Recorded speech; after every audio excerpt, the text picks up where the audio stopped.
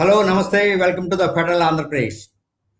ఇవాళ ఒక చాలా సీరియస్ అంశము, సామాజిక అంశం అయిన రిజర్వేషన్ల వ్యవస్థ మీద చర్చించడం కోసం మనం ఇవాళ ఈ డిబేట్ పెట్టుకున్నాం. రిజర్వేషన్ల వ్యవస్థ సామాజిక న్యాయం, శాశ్వత సమస్య లేకపోతే శాశ్వత హక్కు, ఇది ఇవాటి చర్చనీయాంశం. ఈ చర్చలో మనతో పాటు పాల్గొని వాళ్ళ అభిప్రాయాలు వ్యక్తం చేయడానికి ఈ స్టూడియోకు నేను ముగ్గురు ప్రముఖుల్ని ఆహ్వానించాను. వారిలో సి నాగేంద్రనాథ్ గారు, ప్రముఖ అడ్వకేట్, కర్నూలు. అలానే పౌర హక్కుల పట్ల చాలా అపారమైన ప్రేమ, ఆసక్తులు ఉన్నవారు. వారిని ఈ సామాజిక కోణంలో వారి అభిప్రాయాన్ని పిలవడం కోసం, చెప్పించుకోవడం కోసం మనం ఇక్కడ ఆహ్వానించాము. ఆ తర్వాత మరో ప్రముఖులు, రాజకీయ నాయకులు, వీటన్నిటికి మించి తన స్వతసిద్ధితోటి సాఫ్ట్వేర్ ఇంజనీర్ అయిన వైసీపీ అధికార ప్రతినిధి శ్రీ గంగా సురేష్ గారిని మనం ఈ చర్చకు ఆహ్వానిస్తున్నాం. అలానే వారికి స్వాగతం. ఆ తర్వాత ఈ చర్చలో పాల్గొంటున్న మరో ప్రముఖ వ్యక్తి, బీసీ ఉద్యమాల పట్ల అలానే ఈ రిజర్వేషన్ల పట్ల పూర్తి స్థాయిలో అవగాహన ఉన్న federal Andhra Pradesh special correspondent Vijayawada GP Venkateswarlu గారు ఈ చర్చలో పాల్గొంటున్నారు. సార్, మీ అందరికీ నమస్కారం. ఈ చర్చలో పాల్గొంటున్నందుకు మీ అందరికీ మరోసారి ధన్యవాదాలు. ముందుగా నేను నాగేంద్రనాథ్ గారు, అసలు ఈ రిజర్వేషన్ల వ్యవస్థ లేదా ఈ రిజర్వేషన్ల పద్ధతి ఎందుకు వచ్చింది, దీని ప్రాధాన్యత ఏంటి అనేది ఒక 2 నిమిషాలు మీరు చర్చించిన తర్వాత, మీరు వివరించిన తర్వాత చర్చలోకి వెళ్దాం. ఇది రిజర్వేషన్ల వ్యవస్థ అనేది మన అందరికీ తెలిసిన విషయమే. స్వాతంత్రము రాకముందు నుంచి కూడా మన సమాజంలో, భారతీయ సమాజంలో ఎన్నో వర్గాల వాళ్ళు అభివృద్ధికి, తర్వాత విద్యకు, ఆరోగ్యానికి, వీటికి నోచుకోకుండా దూరంగా ఉన్న వర్గాలకు బెనిఫిట్స్ ఇవ్వాలనే ఉద్దేశంతో రాజ్యాంగం ఫ్రేమ్ చేసినప్పుడు వారికి స్పెషల్ కన్సిడరేషన్స్ రూపంలో ఈ రిజర్వేషన్స్ అనేవి కల్పించారు. విద్య గాని, ఉపాధి గాని అటువంటి వాటిలో కల్పించారు. ఆ వర్గాల వారినే మనం ఎస్సీ ఎస్టీ వర్గాలని ఈ రోజు అందరూ కూడా వారిని రెఫర్ చేస్తున్నాం. వారి యొక్క అభివృద్ధికి ఈ యొక్క రిజర్వేషన్స్ అనేది ఏర్పాటు చేయడం అనేది అందరికీ తెలిసిన విషయమే. అయితే అది గతంలో 10 సంవత్సరాలకే, ఇనీషియల్ గా 10 సంవత్సరాలకు మాత్రమే ఒక టైం ఫ్రేమ్ పెట్టారు. అవసరమైతే ఒక వెసులుబాటు ఏమంటే అవసరమైతే ఇంకా దాన్ని పెంచుకోవడానికి ఒక అవకాశం కూడా కల్పించారు. కాబట్టి ఆ క్రమంలో ఈ రిజర్వేషన్స్ అనేది ఇంతకాలం కూడా జరుగుతూ వస్తున్నాయి. ఇది ఈరోజు చర్చకు కూడా దారి తీసింది.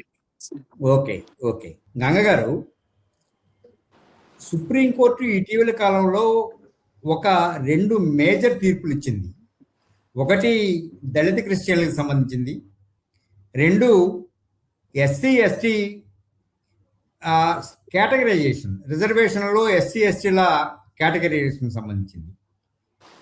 ఈ 2 తీర్పుల తర్వాత నిన్న నాగరత్నం గారి బెంచ్ ఒక సర్కాస్టిక్, అంటే అది సర్కాస్టిక్ అని అనలేం కానీ ఒక సీరియస్ కామెంట్ దాన్ని పాస్ చేసింది. ఆ పాస్ చేసిన కామెంట్ ఏంటంటే, ఇద్దరు ఐఏఎస్లు, మీ తల్లిదండ్రులు ఇద్దరు ఐఏఎస్లు అయినప్పుడు మీరు రిజర్వేషన్ వదులుకుంటే నష్టం ఏంటి అనేది ఈ పాయింట్. అసలు దీని గురించి మీ అభిప్రాయం ఏంటి? మీరు ఏమనుకుంటున్నారు? యాక్చువల్గా కంప్లీట్ రిజర్వేషన్ మీద నా ఒపీనియన్ అండి, కొంచెం పాపం దళితులకు కానీ, సమాజంలో వెనకబడిన కులాలకు కానీ చాలా వివక్ష ఉన్నదండి ఈ రోజుకి కూడా. ఇప్పుడు ఇంత అభివృద్ధి చెందిన కాలంలో కూడా ఇంత వెనకబడితనం వాళ్ళు చూపిస్తున్నారంటే ఇంకా పాత రోజుల్లో వాళ్ళ పరిస్థితి ఎలా ఉందో మనం అర్థం చేసుకోవచ్చు. సో అలాంటి క్రమంలో రిజర్వేషన్ పెట్టడం అనేది నేను 100% దాన్ని గుడ్ కాజే అనుకుంటాను నేను. అయితే ఈ ఐఏఎస్ లో ఇలాంటి దాని మీద కామెంట్ ఏంటంటే, ఒక ఐఏఎస్లే కాదండి, ఏ రకమైన ప్రభుత్వ ఉద్యోగం చేసినా సరే వాళ్ళ పిల్లలకి ఈ రిజర్వేషన్ అనేది వర్తించకుండా ఒక చట్టం తేవాలనేది నా ఒపీనియన్ అండి. ఎందుకనంటే అది చేయటం వల్ల కూడా ఆ రిజర్వేషన్ పర్సంటేజ్ ఏం తగ్గిపోదు. ఆ రిజర్వేషన్ అనుభవించే వాళ్ళు ఎవరుంటారు? గవర్నమెంట్ ఉద్యోగాలకి నోచుకోని వాళ్ళు ఇప్పుడు వరకు అలాంటి ఫ్యామిలీస్ నుంచి ఆ పర్సంటేజ్ లో రిక్రూట్మెంట్ జరుగుతుంది కదా. సో ఇంకో ఫ్యామిలీ కొంచెం ఆర్థికంగా సామాజికంగా ముందుకు రావడం జరుగుతుంది. సో ఈ రిజర్వేషన్ అనేది ఒక వీళ్ళే కాదు, ఒక్కసారి ఉద్యోగం చేసిన ప్రతి కుటుంబం వదులుకోవడానికి సిద్ధంగా ఉండాలనేది నా ఒపీనియన్ అండి ఇందులో. సో ఆ విధంగా కూడా ప్రభుత్వాలు కూడా కృషి చేస్తే బాగుంటుందేమో అని నా ఒపీనియన్. ఎందుకనంటే వీళ్ళు ఓకే. ఎప్పుడైతే ఉద్యోగాల్లోకి వస్తున్నారో వాళ్ళు సామాజికంగా ఆర్థికంగా సో అందరితో కలివిడిగా ఉండడం, ఆ వివక్ష అనేది చాలా వరకు తగ్గుతుంది వాళ్ళకి. ఇప్పుడు మీరు ఓకే. ఏ గవర్నమెంట్ ఆఫీస్ లో చూసినా వాళ్ళు ఉంటారు. సో వాళ్ళ దగ్గరికి వెళ్ళే గ్రామ పెద్దలు కానీ ప్రజలు కానీ అందరూ కూడా వాళ్ళని సమానంగా చూసే పరిస్థితే మనకి ఈ రోజుల్లో చూస్తున్నాము. సో ఎవరింట్లో పెళ్ళైనా సరే ఫంక్షన్కి పిలిచి వాళ్ళకి ప్రయారిటీ ఇవ్వడం మనం చూస్తున్నాము. సో ఈ వివక్ష అనేది చాలా వరకు తగ్గింది కాబట్టి సో ఆ రిజర్వేషన్ లో కూడా వాళ్ళు కొంచెం వదులుకోవడానికి సిద్ధంగా ఉంటే వాళ్ళతో పాటు ఇంకో వివక్ష గురైన ఫ్యామిలీని ఆ ఉద్యోగాల్లోకి వస్తారు కాబట్టి వాళ్ళ ఫ్యామిలీ కూడా కొంచెం అభివృద్ధిలోకి వస్తారు కాబట్టి వాళ్ళ సైడ్ నుంచి కూడా ఒక పాజిటివ్ ఒపీనియన్ దీని మీద రావాలని చెప్పి నా అభిప్రాయం అండి. ఓకే. జిపి వెంకటేశ్వర్ గారు, ఓబీసీలకి క్రీమీ లేయర్ ఉన్నప్పుడు ఎస్సీలకి క్రీమీ లేయర్ ఉంటే తప్పేమిటి అనే ప్రశ్న ఒకటి ఎరాజ్ అవుతుంది. దీన్ని దీన్ని ఎలా చూడాలి, అసలు దాన్ని ఎలా అర్థం చేసుకోవాలి ఆ వర్గాలు? అందరికీ నమస్కారం సార్. నేను చెప్పదలుచుకున్నది ఏంటంటే రిజర్వేషన్లు అనేవి ఇప్పుడున్న పరిస్థితుల్లో 2 కోణాల్లో చూడాల్సి వస్తుంది. ఒకటి సామాజిక నేపథ్యం, రెండవది ఆర్థిక నేపథ్యం. ఈ 2 అంశాలను తీసుకున్నప్పుడు ఏదో ఒకదాన్ని వదులుకోవాలి. మరి ఈ దేశంలో సామాజిక నేపథ్యాన్ని, కులం లేని వ్యవస్థను మనం చూడగలమా? ఒకవేళ కులమే అవసరం లేదని ఈ భారత పార్లమెంటు ఒక చట్టం తీసుకొస్తే అసలు ఈ రిజర్వేషన్ల గొడవే ఉండదు. ఏదు ఈడబ్ల్యూఎస్ అని ఉంది. ఇప్పుడు ఏదైతే ఇప్పుడు ప్రస్తుతమున్న భారత ప్రభుత్వం ప్రస్తుతమున్న ప్రభుత్వమే ఈ ఎకనామికల్లీ వీకర్ సెక్షన్స్ కు రిజర్వేషన్ సౌకర్యం కల్పించింది. 10% వాళ్ళకు కల్పించింది. మరి అలా కల్పించేటప్పుడు ఇంతకు ముందు మన రాజ్యాంగంలో ఉన్నటువంటి ఆర్టికల్స్ ప్రకారము అవి ఏంటంటే ఆర్టికల్ 15(4), ఆర్టికల్ ఇంకొకటి కూడా ఉంది. ఈ 2 ఆర్టికల్స్ ప్రకారం, రాజ్యాంగంలో ఉన్న ఆర్టికల్స్ ప్రకారము కుల ప్రాతిపదికనే రిజర్వేషన్లు ఆవిర్భవించినాయి. రాజ్యాంగాన్ని రచించేటప్పుడు కుల వివక్ష ఉంది కాబట్టే కనీసం ఒక 10 ఏళ్ళు మనము కుల వివక్ష నుంచి బయటపడేంత వరకు ఈ రిజర్వేషన్లు ఉంచుదాం అనుకున్నారు. కానీ ఇప్పుడు 76 సంవత్సరాలైనా ఈ రిజర్వేషన్ ఎందుకు కొనసాగుతుంది అని అంటే కుల వివక్ష పోలేదు అని భారత పార్లమెంట్ భావించింది. ఎన్నిసార్లు భారత రాజ్యాంగంలో ఎన్నిసార్లు సవరణలు చేసినప్పటికీ దీన్ని ఎందుకు సవరించలేదు? అవసరమైతే తీసేసి ఆర్థిక ప్రతిపాదికన రిజర్వేషన్లు పెట్టొచ్చు కదా, పెట్టలేదు అనే దానికి కారణం ఏంటి? కుల వివక్ష కొనసాగుతుంది అని. అందుకనే భారత పాలకులు తెలుసుకోవాల్సింది ఒక్కటే, కుల ప్రాతిపదికన రిజర్వేషన్లు ఉండాలన్నా ఆర్థిక ప్రాతిపదికన రిజర్వేషన్లు ఉండాలన్నా? ఆర్థిక ప్రాతిపదికన రిజర్వేషన్లు ఉండాలి అని భారత ప్రభుత్వం ఆల్రెడీ ఒక సవరణ చేసి తీసుకొచ్చింది కాబట్టి మరి భారత రాజ్యాంగం అప్పుడేదో రాసుకుంది కానీ ఇప్పుడు అది పనికిరాదు. ఎస్సీ ఎస్టీలకు ఎట్టి పరిస్థితుల్లోనూ ఇక కులం ప్రాతిపదికన సామాజిక వర్గానికి సంబంధించి రిజర్వేషన్ అవసరం లేదు, వాళ్ళల్లో కూడా ఆర్థిక పరంగా మాత్రమే రిజర్వేషన్లు ఇస్తాము అని చెప్పేసి భారత రాజ్యాంగంలో సవరణ తీసుకురావచ్చు. మరి అది కావాలంటున్నారు, ఇది కావాలంటున్నారు. ఇక్కడ సామాజిక నేపథ్యాన్ని తీసుకోవాలనో చెప్పలేని పరిస్థితి ఉంది, అట్లాగనే ఆర్థిక నేపథ్యాన్ని తీసుకోవాలనో చెప్పలేని పరిస్థితి ఉంది. ఈ పరిస్థితులలో రిజర్వేషన్ అనేది ఇప్పుడు ఎలా ఉందో అలా అమలు జరగటమే మంచిదనేది నా భావన. ప్లస్ ఇప్పుడు justice BV Nagarathna, justice Ujjal Bhuyan వీళ్ళు చేసినటువంటి వ్యాఖ్యలు, కోర్టులో మాట్లాడినటువంటి మాటలు, ఐఏఎస్లు వదులుకోవచ్చు కదా అని. ఐఏఎస్ ఆల్రెడీ బీసీలు వదులుకున్నారు, క్రిమిలేయర్ అమలు చేస్తున్నారు. క్రిమిలేయర్ అమలు చేస్తున్నారు. 13 లక్షల ఆదాయం ఉంటే వాడు అనర్హుడు. బీసీలలో రిజర్వేషన్ కు ఐఏఎస్ కొడుకులు, ఐపీఎస్ కొడుకులు అనర్హుడు.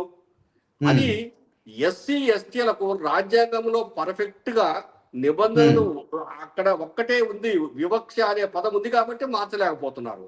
ఓకే ఓకే ఇప్పుడు జడ్జిలు ఇద్దరు కూడాను చేసినటువంటి వ్యాఖ్యలు అది వాళ్ళ సొంత వ్యాఖ్యలు మాత్రమే, సొంత అభిప్రాయం మాత్రమే. ఇది ప్రజలపై అవును, ఇంకా తీర్పు ఇవ్వలేదు, జస్ట్ వాళ్ళ అభిప్రాయం మాత్రమే అది. అంతే. ఎందుకంటే ఇది ఏమి చేయాలన్నా భారత పార్లమెంట్ చేయాల్సిందే తప్ప జడ్జిలో ఇంకొకరు మీరు ఇట్లా కాదు చేయండి అని ఆదేశించినా కూడా రాజ్యాంగం అంగీకరించదు. Okay right. నాగేంద్రనాథ్ గారు, ఆర్టికల్ 14, 15, 16 ఈ మూడు కూడా ఒకటి సమానత్వము, సామాజిక న్యాయము, మరియు వీటి మధ్య ఎట్లాగే ఈ ఘర్షణ ఎంతకాలం కొనసాగాలి? మరి ఈడబ్ల్యూఎస్ వచ్చిన తర్వాత రిజర్వేషన్ ఇంకా ఈ తరహా రిజర్వేషన్ ఇంకా అవసరమా? ఈ 3 ఆర్టికల్స్ చాలా ప్రాముఖ్యత గల ఆర్టికల్స్ అండి రాజ్యాంగంలో, ఫండమెంటల్ రైట్స్ లో. ఓకే. అయితే వాటి ఒక డెఫినేషన్స్, వాటి యొక్క ఇంప్లికేషన్స్ డీటెయిల్ గా చెప్పలేను, కానీ ఈ పరిస్థితిలో ఇంపార్టెంట్ ఇదేమంటే equality of opportunity, equality before law అనే విషయాల్లో వచ్చేటప్పటికి మరి ఈ రిజర్వేషన్స్ ఎంతకాలము అనే ఒక విషయం ఈరోజు మన సమాజంలో తీవ్రంగా చర్చ జరుగుతా ఉంది అన్ని వర్గాల్లో కూడా. అవును. బట్ అయితే వివక్ష అనేది ఒకటి, ఆర్థిక పరిస్థితులు ఒకటి, ఈ 2 విషయాల్లో వివక్ష కొనసాగుతున్న రోజులు కూడా వీటి మీద కొంచెము ఎప్పుడు ఎంతవరకు అనేది చెప్పడం సాధ్యం కాదు. ఓకే. అయితే ఈక్వాలిటీ ఆఫ్ ఆపర్చునిటీ అనేది వచ్చేటప్పటికి ఆర్టికల్ 16, ఆర్టికల్ 14కి వచ్చేటప్పటికి మరి అవకాశాలు ఇప్పుడు మరి ఇద్దరు తల్లిదండ్రులు మరి ఉన్నత స్థాయిలో ఉండి సమాజంలో మంచి గౌరవాన్ని పొందుతూ, ఇందాక గంగా సురేష్ గారు చెప్పినట్లు వారికి సమాజంలో మంచి స్థానంలో ఉన్నప్పుడు వారి పిల్లలకు కూడా డెఫినెట్ గా ఆ యొక్క బెనిఫిట్స్ అందుతాయి దాని వల్ల. అటువంటి వాళ్ళు మరి వాలంటరీగా వదులుకోవాలంటే వాలంటరీగా ఎవరు ఏది వదులుకుంటున్నారండి?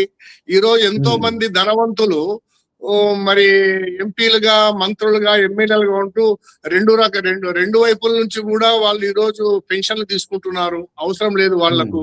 కాబట్టి ఏది కూడా ఎవరు కూడా వాలంటరీగా వదులుకోండి అనేది వాళ్ళ comment, across the table discussion లో వచ్చిన కామెంట్ అండి. బట్ దానికన్నా ముఖ్యం ఏమంటే ఎకనామికలీ వీకర్ పీపుల్ కు ఈడబ్ల్యూఎస్ స్కీమ్ ను ఈ మధ్య కాలంలో ఇంప్లిమెంట్ చేస్తున్నారు బీసీ కమ్యూనిటీస్ లో.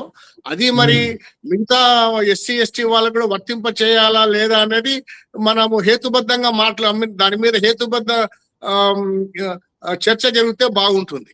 అంటే అంటే హేతుబద్ధత అంటే ఎట్లా నిర్ణయిస్తాం సార్? ఒక హేతుబద్ధత చెప్పండి. ఇప్పుడు సమాజంలో అట్టడుగున ఉన్న ఒక వ్యక్తి తను పైకి రావాలనుకోవటం అనేది హేతుబద్ధత. నిన్నటి కన్నా ఈవేళ బాగుండటం హేతుబద్ధత, ఈవేళ కన్నా రేపు బాగుండటం దాన్ని అభివృద్ధి. ఇట్లా ఈ తరహా నిర్వచనాలు ఉన్నప్పుడు దేన్ని హేతుబద్ధత అనాలి? అంటే ఇప్పుడు మనకు కొంతవరకు డాటా అవసరం అండి. డాటా ఎంతమంది సమాజంలో ఇటువంటి వర్గాలు ఎవరైతే మనము రిజర్వేషన్స్ కల్పించి వారిని అభివృద్ధి పదంలోకి తీసుకురావాలా అన్ని రకాలుగా అనుకున్నప్పుడు మన దగ్గర ఒక సైంటిఫిక్ డాటా ఉండాలి. ఆ డాటా ఉందో లేదో అది నాకైతే తెలియదు ఇంతవరకు. అటువంటి డాటా ప్రభుత్వ యంత్రాంగం దగ్గర ఉందో లేదో తెలియదు. అటువంటిప్పుడు తర్వాత ఎంత మందికి ఆ పర్టికులర్ సెక్షన్ లో ఎంత జనాభాకు ఈ యొక్క బెనిఫిట్స్ చేరుతున్నాయి, ఇంకా ఎంత మందికి మనము ఈ యొక్క ఫెసిలిటీస్ కల్పించాలా అనేది కూడా ఉండాలి. అది లేనప్పుడు ఇది ప్రక్రియ నిరంతరం కొనసాగే మాదిరే కనపడుతుంది. ఇప్పుడు దానికోసమనే ఇప్పుడు అన్ని రాజకీయ పార్టీలు డిమాండ్ చేస్తున్న సెన్సెస్, అంటే క్యాస్ట్ సెన్సెస్, దానికోసమే అనుకుంటా ఉన్నాను. గంగా సురేష్ గారు, మీరు ఏమంటారు అసలు? అంటే రోహిణి కమిషన్ లెక్క ప్రకారంగా ఓబీసీకి క్రీమీ లేయర్ వచ్చిన తర్వాత ఎంత శాతం తగ్గారు, క్రీమీ లేయర్ పెట్టడం వల్ల ఎంత శాతం తగ్గారు అనేది రోహిణి కమిషన్ ఒక రిపోర్ట్ ఇచ్చింది. ఆ రిపోర్ట్ ప్రకారంగా 10-20% మంది క్రిమీ లేయర్ వల్ల మిగతా అంటే ఓబీసీలో ఉన్న మిగతా కులాలు పక్కకు పోతాయని, అంటే 20% ఆఫ్ ద పీపుల్ వెళ్తారని. అదే తరహాలో ఇప్పుడు ఎస్సీలకి ఎస్టీలకి లేదు. ఆ దగ్గర ఉన్న స్టాటా మన నాగేంద్రనాథ్ గారు చెప్పిన డేటా అది, ఆ డేటా లేదు. ఇప్పుడు ఒకవేళ నిజంగానే క్రీమీ లేయర్ ఎస్సీ ఎస్టీలకు అప్లై చేస్తే ఎంత శాతం మీద పోతారనేది మీ దగ్గర ఏమైనా అంచనా ఉందా? ఇది అంచనా అంటే ప్రభుత్వం దీని మీద ఇప్పుడు వరకు ఎలాంటి లెక్కలు లేవు కాబట్టి మనం ఒక ఉజ్జాయింపునే చెప్పుకోవచ్చండి. అది ఇది చెప్పే ముందు ఇందాక నన్ను ప్రశ్న అడిగారు, దానికి సమాధానం నేను చెప్పలేదు. అది క్రిస్టియన్ గా మతం మారిన వాళ్ళకి రిజర్వేషన్ వర్తించాలనేది చాలా మంది డిమాండ్ చేస్తున్నారు. దాని మీద ఏంటని మీరు అడిగారు.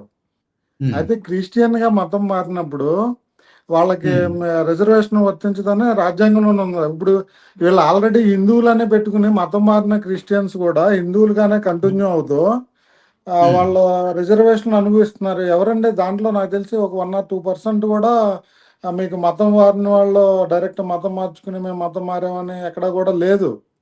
సో ఎవరో చూసినా సరే అలాంటి వాళ్ళు నేనైతే ఇండివిజువల్ గా 1% కూడా చూడలేదు. పర్సంటేజ్ సంగతి తర్వాత అండి, 1% కూడా చూడలేదు. అది వాళ్ళు రిజర్వేషన్ అనుభవిస్తూ కూడా మళ్ళీ మాకు మతం మారిన వాళ్ళకంటే ఇది దేశానికి కూడా చాలా ప్రమాదకరం అండి. ఎందుకంటే మన రాజ్యాంగం అది చూసిన అంబేద్కర్ గారు కూడా చెప్పారు మనకేమంటే మతం మారిన వాడు క్రిస్టియానిటీకి వెళ్తే ఆడు ఒక దేశం మీద ఒక ఇలా వెళ్ళిపోతాడు, మారిపోతాడు, ఒక ఉగ్రవాది లాగా తయారవుతాడు, మన మీద దాడికి వస్తాడు. సో మతం మార్చడం అనేది ఒక పెద్ద డేంజర్ అన్నట్టు ఆయనే దాన్ని వివరంగా చెప్పడం జరిగింది. సో అలాంటప్పుడు మరి అంబేద్కర్ని అనుకరిస్తూ ఆయన్ని వీళ్ళు ఆయన చెప్పింది కూడా కాదని వీళ్ళు రిజర్వేషన్ పోరాటం చేస్తున్నారంటే వీళ్ళు రాజ్యాంగం మీద పోరాటం చేస్తున్నట్టే ఒక విధంగా. తర్వాత ఈ క్రిమీ లేయర్ అనేది డెఫినెట్ గా ఒక చేంజ్ అయితే వస్తుందండి. ఇప్పుడు వాళ్ళకి రిజర్వేషన్ కల్పించడం వల్ల సర్టెన్ పర్సంటేజ్ సమాజంలో ఎవరైతే గౌరవం పొందగలుగుతున్నారో, హోదాకు వచ్చారో, వాళ్ళ పిల్లల్ని ప్రైవేట్ కాలేజీల్లో ప్రైవేట్ స్కూల్లో చదివించగలుగుతున్నారో, అబ్రాడ్కి పంపించగలుగుతున్నారు, పరిశ్రమలు పెట్టగలుగుతున్నారు, ఒకళ్ళు ఉద్యోగంలోకి రావడం వల్ల అంత ఎంటైర్ ఫ్యామిలీలో చేంజెస్ కనపడుతున్నాయి. జీపీ గారు, అంటే రిజర్వేషన్ లబ్ధిదారుల్లో ఎక్కువ భాగం కొన్ని కులాలకి లేదా కొన్ని సబ్ కాస్ట్లకి పోతున్నాయి అనుకున్న వాదన చాలా ఎక్కువగా వినపడుతుంది కదా, దీనిలో నిజం లేదంటారా? ఇప్పుడు టోటల్ గా ఒక 16% ఎంతమంది ఎస్సీలు ఉన్నారనుకోండి, లేదు 6%, 7% ఎస్టీలు ఉన్నారు. వీళ్ళందరికి కూడాను ఇప్పుడు ఎస్సీలలో అందరికీ సమానంగా రిజర్వేషన్లు అందుతున్నాయి. అందులో తేడాలు పెద్దగా లేవు. అయితే ఇక్కడ మనకి ఏంటంటే మనం చెప్పేటంటే ఐఏఎస్ల పిల్లలు లేకపోతే ఐఏఎస్ల కుటుంబాలలో ఉండేవాళ్ళు వాళ్ళ క్రిమి లేయర్ తీసుకొచ్చేసి వాళ్ళు కూడా రిజర్వేషన్ వదిలేసుకోవచ్చు కదా అని. ఇక్కడ మనం ఏంటంటే ఇప్పుడు వాళ్ళ జడ్జిలు చేసిన వ్యాఖ్యలు ఇక్కడ మనం ఒక్కటి ఆలోచించాల్సింది ఏంటంటే ఐఏఎస్లు ఐపీఎస్లు వాళ్ళ పిల్లలకు మంచిగా చదువు చెప్పించగలరు. ఎందుకంటే వాడికి 10 రూపాయలు డబ్బులు ఉన్నాయి కాబట్టి ఆ డబ్బుతోటి వాడిని మంచిగా చదువు చెప్పించగలడు, ఇంటికాడ చదువు చెప్పించగలడు. అదే వాళ్ళ ఇంటి పక్కన ఇంకొక ఎస్సీ వాళ్ళు కూలి చేసుకునే వాళ్ళు ఉన్నప్పుడు వాళ్ళు డబ్బు పెట్టి చదివించలేరు, చెప్పించలేరు, అందువల్ల వెనుకబడిపోతారు. అదైతే ఇప్పుడు ఇక్కడ అసలు ఆ ఉద్దేశంతో వచ్చిందే కాదు కదా. రిజర్వేషన్ అనేది వివక్షతో కూడుకొని వచ్చింది. ఆ వివక్ష ఎప్పుడు రూపుమాపుతుందో అప్పుడు రిజర్వేషన్ తొలగించవచ్చు వాళ్ళకనేది కూడా మన భారత రాజ్యాంగం చెప్తోంది. కానీ ఆ వివక్ష రూపు మాపలేదు అనేది కదా ఇప్పుడు. దీనికి ఫైనల్ గా జడ్జిమెంట్ ఇవ్వాల్సింది పాలకులే, భారత పార్లమెంటే. వాళ్ళు అనుకుంటే తీసేయొచ్చు, కావాలంటే కొనసాగించవచ్చు. ఇది అయితే అన్ని వర్గాలకు అంటే ఎస్సీలలో కానీ వాళ్ళకు కానీ మిగిలిన వర్గాలకు కూడా రిజర్వేషన్లు అందుతున్నాయి. ఓకే, ఇప్పుడు నాగేంద్రనాథ్ గారికి ఒక ప్రశ్న బయట నుంచి వచ్చింది. నాగేంద్రనాథ్ గారు, మీరు ఈ ప్రశ్న కొంచెం ఫేస్ చేయండి సార్. అడగండి, రేవంత్ రెడ్డి గారు అడగండి. సార్, ఓసీ క్యాండిడేట్ కలెక్టర్ కావాలంటే యూపీఎస్సీలో 75 నుండి 90 మధ్యలో ర్యాంక్ రావాలి. కానీ ఎస్సీ ఎస్టీ వాళ్ళకైతే 450 నుండి 650 మధ్యలో ర్యాంక్ వస్తే చాలు. అయితే కేవలం వెనకబడిన వ్యక్తి అని 100వ ర్యాంక్ వచ్చిన వ్యక్తిని పక్కకు పెట్టి 450 ర్యాంక్ వచ్చిన వ్యక్తి పదవిస్తే లా అండ్ ఆర్డర్ను అమలు చేయడంలో అతను ఏమైనా సక్సెస్ అవుతాడా? ఇది 100వ ర్యాంక్ వచ్చిన వ్యక్తికి అన్యాయం చేయడం అవ్వదా సార్? ఇంకోటి ఏంటంటే మహారాష్ట్రలో మరాఠా రిజర్వేషన్ కావాలంటున్నారు, ఇక్కడ తెలంగాణలో బీసీ రిజర్వేషన్ అడుగుతున్నారు. ఇట్లా అధిక సంఖ్యలో ఎవరుంటే వాళ్ళకి రిజర్వేషన్ ఇవ్వాలంటే ఎట్లా సార్? రిజర్వేషన్ అనేది వెనుకబడిన వర్గాలను అభివృద్ధిలోకి తీసుకురావడానికి మార్గమా, లేకపోతే ప్రభుత్వ ఉద్యోగానికి సులభంగా తెచ్చుకోవడానికి దారా? ఒకటండి రేవంత్ రెడ్డి గారు, సార్ రిజర్వేషన్స్ వ్యవస్థ అనేది మన రాజ్యాంగము రాసినప్పటి నుంచి కూడా, ఇన్సెప్షన్ నుంచి కూడా ఉన్న యొక్క ఫెసిలిటీ అండి. అణగారిన వర్గాలకు చదువుకు, అభివృద్ధికి, దూరమైన సమాజంలో దూరమైన వాళ్లకు కల్పించిన ప్రత్యేక వసతి అండి అది. దాన్ని ఖచ్చితంగా అమలు చేసి తీరాల్సిందే. అయితే మెరిట్ లో యూపీపీఎస్సీ సెలక్షన్స్ లో తక్కువ మార్కులు వచ్చిన వాళ్ళు ఉద్యోగం వస్తే సక్రమంగా పని చేస్తారా చేయలేరా అనేది ఒకటండి. మార్కులు మెరిట్ మార్క్ షీట్ వేరు, పర్ఫార్మెన్స్ ఇన్ ది అడ్మినిస్ట్రేషన్ వేరండి. Performance in the administration gold medal వచ్చినోడు ఫెయిల్యూర్ అయిన సందర్భాలు, అడ్మినిస్ట్రేటర్ గా ఫెయిల్యూర్ అయిన చాలా సందర్భాలు ఉన్నాయి. At the same time average మార్కులతో పాస్ అయిన వాడు వెరీ గుడ్ అడ్మినిస్ట్రేటర్ గా చాలా మంది ఉన్నారు. కాబట్టి పర్సంటేజ్ ఆఫ్ మార్క్స్ కు అడ్మినిస్ట్రేటివ్ అబిలిటీస్ రెండు ఒకటి కాదండి. సో అది వాళ్ళు తక్కువ పర్సంటేజ్ వచ్చిన వాళ్ళు సక్రమంగా పని చేయలేరు అనేది కరెక్ట్ కాదండి. డెఫినెట్ గా పనిచేసే అవకాశాలు డెఫినెట్ గా ఉంటాయి, మనం అది చెప్పడానికి లేదు. తర్వాత మీరు ఇంకోటి రెండో పాయింట్ మీరు అడిగింది, ఎంతకాలం ఈ రిజర్వేషన్స్ అనేది మీరు ఉద్యోగాల్లో అని అడిగినారు. ఇది ఇప్పుడు ప్రాబ్లం అంతా ఇప్పుడు ఏమైందంటే అమరయ్య గారు, మొత్తం భారతదేశంలో ఒక మేజర్ ఎంప్లాయర్ గా ప్రభుత్వ యంత్రాంగం ఉండేదండి ఒకప్పుడు. సెంట్రల్ గవర్నమెంట్ కానీ స్టేట్ గవర్నమెంట్ కానీ ఒక మేజర్ ఎంప్లాయర్ గా ఉండేది, apart from industrial sector, agriculture తర్వాత అగ్రికల్చర్.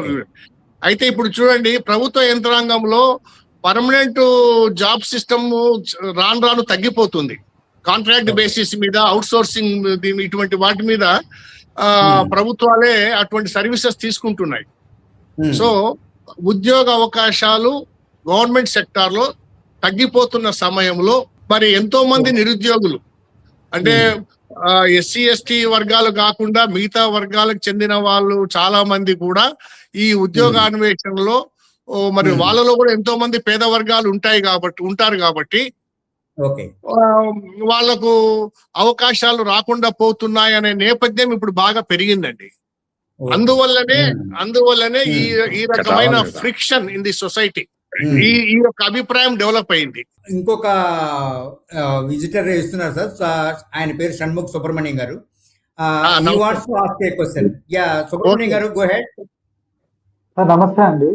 నాగేంద్ర గారు, ఇప్పుడు మీరు ఒక మాట చెప్పారు, గోల్డ్ మెడల్ వచ్చిన వ్యక్తి ఫెయిల్యూర్ అయిన సందర్భాలు ఉన్నాయి, పాస్ అయిన వ్యక్తి అద్భుతంగా రాణించిన సందర్భాలు ఉన్నాయి అని. అడ్మినిస్ట్రేటర్ అండి. ఎలా అండి? అలా అనుకుంటే అప్పుడు అసలు ఈ ర్యాంకింగ్ సిస్టమే తప్పవుతుంది కదా. ర్యాంకింగ్ సిస్టమ్ అది సెలక్షన్ ప్రాసెస్ లో అదొక మెథడ్ అండి. ఓకే అండి, అలా అనుకున్నప్పుడు ఇప్పుడు సపోజ్ ఇప్పుడు యూపీఎస్సీలో ఎస్సీ ఎస్టీ వాళ్ళకి 450 నుంచి 650 ర్యాంక్ వరకు ఎందుకు 100 వరకే ఉంచి వాళ్ళకి కూడా 50% రిజర్వేషన్ అంతే కంటిన్యూ చేయొచ్చు కదా అంటున్నాను. అది దాని answer not in my purview అండి, it is in the parliament. General question అండి. ఇప్పుడు వివక్ష చూపిస్తున్నారు, అప్పుడు జరిగింది కాబట్టి అని చెప్పి ఇప్పుడు జనరల్ కేటగిరీ వైపు ఇది వివక్ష అవుతుంది కదా. కరెక్టే అండి, వివక్ష. ఇప్పుడు నంబర్ ఆఫ్ పోస్ట్ తగ్గిపోతున్నప్పుడు, హెవీ కాంపిటీషన్ ఉన్నప్పుడు మరి డెఫినెట్ గా మీరు అన్నట్టు అందరికీ అవకాశాలు అనేది చాలా తక్కువ ఉంటది. ఇట్ ఈస్ వెరీ అంత ఈజీ అయితే కాదు మరి ఈ సిస్టమ్ లో, మరి ఉన్న సిస్టమ్ లో ప్రభుత్వం ఫెయిల్యూర్ అయింది సార్. ఇక్కడ మీరు చెప్పిన మనం చూసుకుంటే 78 ఏళ్లలో అందరికి ఎడ్యుకేషన్ అందించడంలో గానీ, అందరికి సామాజిక న్యాయం చేయడంలో గానీ ప్రభుత్వం ఫెయిల్యూర్ అయింది.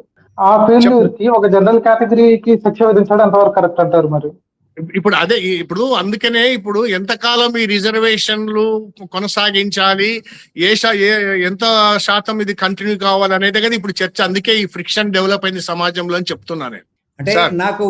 నాకు అనిపిస్తున్నది ఏంటంటే, అంటే గ్యాస్ సబ్సిడీ వదులుకోవడానికి ముందు గవర్నమెంట్ ఒక తరహా ఒక ప్రచారం మొదలెట్టింది. మీరు సంపన్న వర్గాలు మీరు స్వచ్ఛందంగా మీకు ఇస్తున్న రాయితీని వదులుకోవచ్చు కదా అని. అలానే ఇప్పుడు ఈ తరహా వాదనల వల్ల స్వచ్ఛందంగా ఈ క్రీమీ లేయర్కి మీరు రండి, ఈ రిజర్వేషన్ వదులుకోండి అనే వాదన ఏమైనా తెర మీదకి రాబోతుందా? నాకు తెలిసేంత వరకు ఇటువంటి వాదన స్వచ్ఛందంగా వదులుకోండి అనే వాదన రాదండి. ఎందుకంటే ఎవరు కూడా ఇప్పుడు ఉదాహరణకు పార్లమెంట్ లో చూసుకోండి, లెజిస్లేచర్ ఎంతమంది ప్రతినిధులు అత్యధిక ధనవంతులు, వేల కోట్ల వాళ్ళు ఉన్నారు. వాళ్ళు పెన్షన్లు ఎందుకు తీసుకుంటున్నారండి? ఏదైనా ఒక బెనిఫిట్ చూసారా వదులుకోవడము? అంతెందుకండి, ఎమ్మెల్యే పదవి పోయినా గానీ వాళ్ళ వెహికల్ కు స్టిక్కర్లు పెట్టుకొని ఎమ్మెల్యే స్టిక్కర్లు పెట్టుకొని తిరుగుతున్నారు ఇప్పుడు కూడా ధనవంతులు ఎంతో మంది. మరి వాళ్ళకు వచ్చే బెనిఫిట్ ను ఎందుకు వదులుకుంటారు? అది ఏదైనా చట్టం ద్వారా రావాల్సిందే. చట్టం ద్వారా క్రీమీ లేయర్ కు అర్హులు కాదు అనేది చట్టం ద్వారా వస్తే తప్ప ఇది జరగదండి. జరగదు. ఓకే, జీపీ గారు, మీరు ఇవాళ ఆర్థిక క్రైటీరియాని ఎందుకు తీసుకోవాలనేది ఒక ప్రశ్న ఒక సందర్భంలో సంధించినట్టుగా విన్నాం. ఏంటి అంటే మీరు చెప్తున్న ఈ ఆర్థిక సమస్య అంటే ఆర్థిక సమస్యగా పెరిగినందువల్ల కులం పోలేదని చెప్పటమా, లేకపోతే కులం ఉంది కనుక ఆ కులంతో పాటు ఆర్థిక సమస్య కూడా ఉందని చెప్పటమా?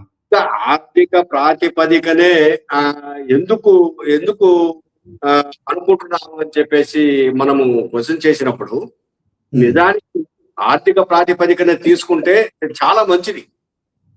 కానీ ఈ దేశంలో ఆర్థిక ప్రాతిపదిక కంటే ప్రమాదమైనది కుల ప్రాతిపదిక.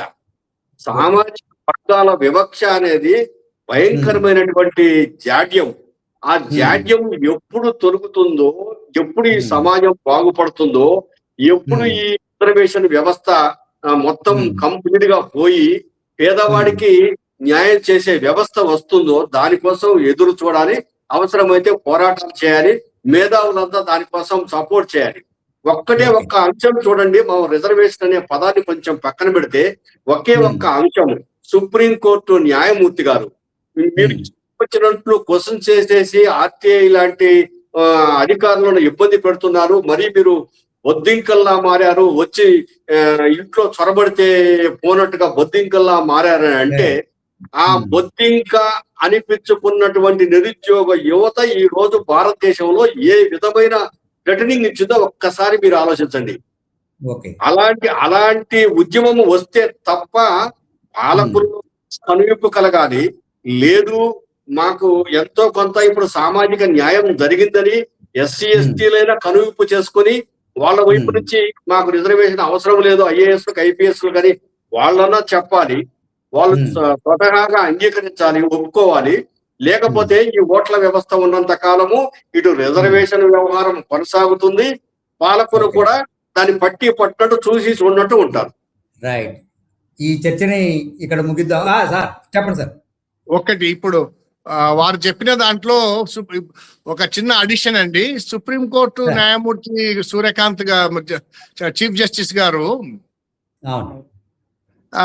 ఇటీవల నిరుద్యోగులంతా కొంతమంది లా చదివి అడ్వకేట్లుగా వచ్చి ఆర్టీఐ యాక్ట్ కింద అప్లికేషన్లు పెడుతూ ఇబ్బంది కలగజేస్తున్నారు అనే ఒక కామెంట్ ఏదైతే ఉందో అండి, ఇది ఇటీవల వచ్చింది. అది చాలా దురదృష్టకరమైన కామెంట్ అండి. ఎందుకంటే రైట్ టు ఇన్ఫర్మేషన్ యాక్ట్ అనేది ప్రజలకు ఒక వెపన్ అండి. అది సమాచారం సేకరించడానికి, ట్రాన్స్పరెన్సీకి. రైట్, ఈ చర్చని ఇక్కడితో ముగిద్దాం. ఎందుకంటే రకరకాల కోణాలు ఇందులో ఉన్నాయి. ఇది స్వతంత్రానికి ఈ 76 ఏళ్ల కాలంలోనే కాకుండా ఇంతకు మునుపు నుంచి కూడా ఉన్న సమస్య ఇది. ఎవరైతే సామాజికంగా, ఆర్థికంగా, రాజకీయంగా విద్యాపరంగా సాంస్కృతిక పరంగా వెనకబడ్డారో వాళ్ళ అభివృద్ధి కోసం తీసుకొచ్చిన రిజర్వేషన్లు ఇవి. ఈ రిజర్వేషన్లు ప్రాధాన్యతని ఆవేళ రాజ్యాంగ నిర్మాతలు ప్రత్యేకించి అంబేద్కర్ గారు లాంటి వాళ్ళు దాన్ని గుర్తించడం వల్లనే ఆయా వర్గాలని అందులో చేశారు. అయితే తర్వాత కాలంలో అది మీరందరూ చెప్పినట్టు అది ఓట్ల పరంగా పోయిందా, లేదా ఈవేళ నిజంగానే రిజర్వేషన్లని తాకితే ఏమవుతాము అని రాజకీయ పార్టీలు భయపడేదాకా వచ్చినాయి అంటే ఆ మేరకు వచ్చిన ఎంతో కొంత చైతన్యం అనేది ఇందులో ఇమిడి ఉంది. దానికి తగ్గట్టు ఈ ఆర్టికల్ 14, 15, 16 మనకిచ్చిన సామాజిక వెపన్స్ ఇవి. ఈ వెపన్స్ వల్ల చాలా రకమైన న్యాయం కూడా జరిగే అవకాశం ఉంది కనుక, అంటే మరోవైపు సామాజిక మొబిలిటీ మారినంత మాత్రాన, క్రీమీ లేయరుని అప్లై చేసినంత మాత్రాన, మెరిట్ లేదా డేటా ఆధారిత సమీక్ష చేయాల్సిన అవసరం అయితే ఉంది. స్వచ్ఛందంగా వదులుకునే వాళ్ళు చాలా మంది ఉన్నారు, లేకుండా లేరు. సమాజంలో వదులుకున్న వాళ్ళు కూడా చాలా మంది ఉన్నారు. ఈవేళ ఎక్కడో చదివాను నేను, అద్దంకి దయాకర్ గారు ఆయన స్వచ్ఛందంగానే వదులుకున్నారట. అలా చాలా మంది వదులుకొని ఉండొచ్చు, ఏది మిగతా వర్గాలకు మేలు జరుగుతుంది రూపంలో. అయితే అది పరిష్కారం కాదు. దానికి నిజంగానే మీరు చెప్పినట్టు రాజ్యాంగపరమైన ఒక సమీక్ష జరగాల, రాజ్యాంగపరమైన రక్షణ ఒకటి రావాలా. రాజ్యాంగపరంతో పాటు పార్లమెంట్ కూడా ఒక చట్టం తీసుకొచ్చినప్పుడు మనం అప్పుడు ఈ సమాజంలో ఉన్న అణగారిన వర్గాలకు కూడా అన్ని రకాల వాళ్ళకి న్యాయం చేసినట్టు అవుతుంది. అప్పటి వరకు మనం దీన్ని ఎలా అమలు చేయాలి, లేకపోతే దీని మీద మనం ఏ తరహా సమస్యలు లేదా ఏ తరహా సందేహాలు వ్యక్తమవుతాయి అనేది ముందు తేలాల్సింది. అలానే ఇదొక రాజకీయ సవాల్, ఇదొక సామాజిక సవాల్తో పాటు ఇది రాజకీయ సవాల్ కూడా. అటువంటి ఈ చర్చలో పాల్గొన్న మీ అందరికీ నేను ధన్యవాదాలు చెప్తూ ఈ చర్చని ఇంతటితో ముగిద్దాం. మరో ముఖ్యమైన అంశంతో మరోసారి కలుద్దాం. ధన్యవాదాలు. Thank you.